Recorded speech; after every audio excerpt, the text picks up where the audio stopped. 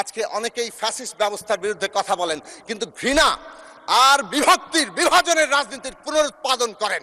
আমরা প্রশ্ন করতে চাই, জুলাই জাতীয় সনদ আমাদের প্রত্যেকের দাবি আছে, প্রত্যেকের আকাঙ্ক্ষা অনেক উচ্চ, কিন্তু জুলাই জাতীয় সনদেও যতটুকু আছে তার অক্ষরে অক্ষরে বাস্তবায়নের জন্য যখন সংখ্যাগরিষ্ঠ দল ঘোষণা দেয়, তখন সেটাও বাংলাদেশের রাজনৈতিক অগ্রগতির জন্য অত্যন্ত গুরুত্বপূর্ণ একটা জায়গা। জুলাই জাতীয় সনদ লিখিত আছে, এখানে কারো এখান থেকে পিছিয়ে যাওয়ার জায়গা নেই। রক্তে লেখা দলিল, এই সংসদ জুলাই জাতীয় সনদের রক্তের জন্য আবদ্ধ। যে কথাটা বলতে চাই, রাজনৈতিক কাঠামোগত পরিবর্তন একটা অব্যাহত প্রক্রিয়া। সময়ের প্রয়োজনে, অর্থনৈতিক, সামাজিক, সাংস্কৃতিক ব্যবস্থার প্রয়োজনেই রাজনৈতিক কাঠামোগত পরিবর্তনের প্রশ্ন আসে। বাংলাদেশ 54 বছরের অন্তত একটা গুরুত্বপূর্ণ অংশ, বিশেষভাবে গত 17 বছর আমরা দেখেছি দিনে দিনে ক্রনিক ক্যাপিটালিজম, কিভাবে রাষ্ট্র ক্ষমতা ব্যবহার করে পোষ্য অর্থনীতি তৈরি হয়েছে, কিভাবে রাষ্ট্র ক্ষমতা ব্যবহার করে ধন সম্পদ লুট করে নিজেদের ব্যক্তিগত পকেটে ঢোকানো আর বিদেশে পাচার করার জায়গা তৈরি হয়েছে। এই অর্থনৈতিক ব্যবস্থা যদি বহাল থাকে তাহলে বাংলাদেশ এগোতে পারবে না, এবং এই ধরনের অর্থনৈতিক ব্যবস্থা একটা ফ্যাসিস্ট ব্যবস্থাকেই তার সাথে সঙ্গতিপূর্ণ করে তোলে। আমরা পরিষ্কারভাবে সে কারণে মনে করি অর্থনৈতিক এবং সামাজিক সাংস্কৃতিক প্রশ্ন এই যে রাষ্ট্র কাঠামো পরিবর্তনের সাথে অঙ্গাঙ্গিভাবে যুক্ত। এবং 31 দফা এবং তার পরবর্তীতে জুলাইয়ের এই যে প্রশ্ন, এবং আমরা যদি দেখি আমাদের যুগপৎ জোট এবং বিএনপির যে নির্বাচনী ইস্তেহার, বাংলাদেশে একটা অর্থনৈতিক, সামাজিক, সাংস্কৃতিক পরিবর্তনের জন্য দৃঢ় প্রতিজ্ঞা ঘোষণা করেছে।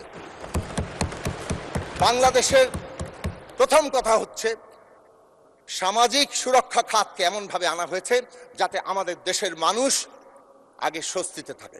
দ্বিতীয় কথা, মানুষের আয় যাতে বাড়ে, শিক্ষা, স্বাস্থ্য, কর্মসংস্থানকে প্রাধান্য দেওয়া হয়েছে। আর একদিকে বিনিয়োগ নির্ভর কর্মসংস্থানমুখী একটা অর্থনৈতিক ব্যবস্থা গড়ে তোলার উদ্যোগ নেওয়া হয়েছে।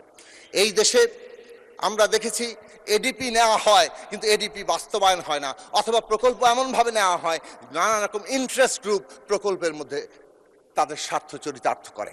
পুরো কাঠামোগত বদল আনা হচ্ছে, যে কাঠামোগত বদলে এই দেশে পাবলিক ইনভেস্টমেন্ট বাংলাদেশের যেমন জনগণের উপকার আসবে, তেমনি একই সাথে তা বেসরকারি বিনিয়োগকেও চাঙ্গা করবে, উৎসাহিত করবে।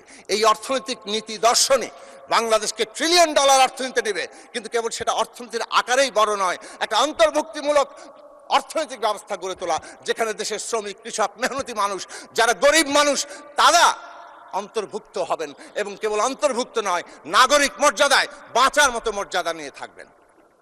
এই সরকারের একটি গুরুত্বপূর্ণ অর্থনৈতিক দৃষ্টান্ত আপনাদের সামনে হাজির করে বলবো যে কিভাবে ডিরেকশন চেঞ্জ হচ্ছে। বিদ্যমান জ্বালানি সংকট চলছে আন্তর্জাতিক কারণে।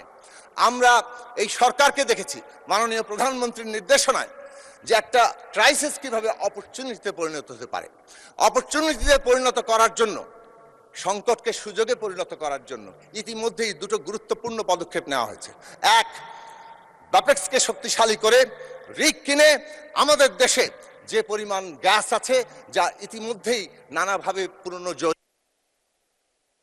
ধন্যবাদ মাননীয় সদস্য। একদম সর্বোচ্চ টাইম আপনাকে অ্যালোকেট করা হয়েছে amongst all the members. 1 minute পাবেন। 1 মিনিট প্লিজ। 2 মিনিট। আর একটা গুরুত্বপূর্ণ বিষয় হচ্ছে রিনিউয়েবল এনার্জিতে ট্রান্সফরমেশন। বাংলাদেশের এই ক্রাইসিসকে সম্পূর্ণভাবে আমাদের নিজের পায়ে দাঁড়ানোর জন্য রিনিউয়েবল এনার্জি, এই যে নবায়নযোগ্য জ্বালানিতে ট্রান্সফার করা, এইটা একটা যুগান্তকারী ঐতিহাসিক সিদ্ধান্ত। সুতরাং অর্থনৈতিক ব্যবস্থাকে জনগণের উপযোগী করে তোলার যে গুরুত্বপূর্ণ পদক্ষেপ নেওয়া হয়েছে, সেই গুরুত্বপূর্ণ পদক্ষেপ আমরা আজকে আমাদের দিশাটাকে কিংবা ডিরেকশনটাকে ঠিক করে দেয়। আর একটা গুরুত্বপূর্ণ প্রশ্ন বলেই শেষ করব, মাদক, নারী নির্যাতন আমরা কিভাবে এখান থেকে নাই করে দেব, সেই জায়গাটা এই সরকারের গুরুত্বপূর্ণ জায়গা। সবচেয়ে বড় ব্যাপার হচ্ছে ফ্যাসিস্টরা কিভাবে বেঁচে থাকে, ঘৃণা উৎপাদন করে, বিভাজন করে। আজকে অনেকেই ফ্যাসিস্ট ব্যবস্থার বিরুদ্ধে কথা বলেন, কিন্তু ঘৃণা আর বিভক্তির বিভাজনের রাজনীতির পুনরুৎপাদন করেন।